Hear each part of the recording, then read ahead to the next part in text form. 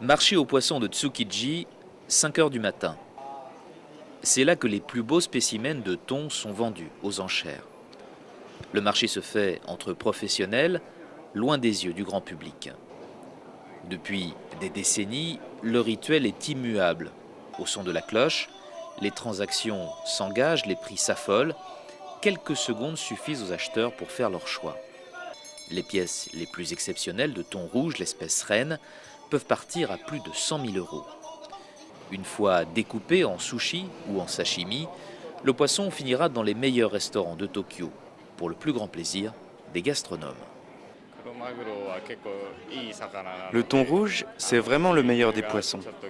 Même si son importation devient beaucoup plus stricte, dès que j'aurai l'occasion, j'en mangerai. Ici, la consommation de thon est ancrée dans la culture et la chair du kuromaguro, comme on l'appelle, est tellement prisée que 80% des spécimens pêchés dans l'Atlantique ou en Méditerranée finissent dans les assiettes nippones.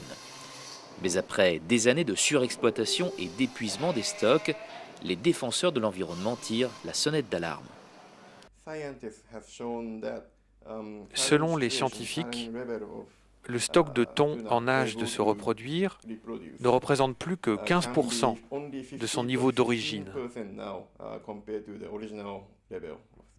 Le gouvernement japonais lui reconnaît la forte baisse des stocks, mais réfute toute idée d'interdiction, lui préférant une meilleure régulation de la pêche. Pour le grand public, encore peu sensibilisé à la notion d'espèce en danger, c'est avant tout une question d'éducation.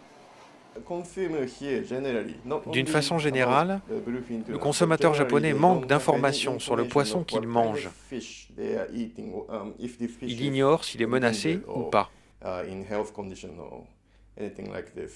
Aujourd'hui, le Japon tente de se rassurer et se dit que le thon ne disparaîtra pas de sitôt de ses comptoirs.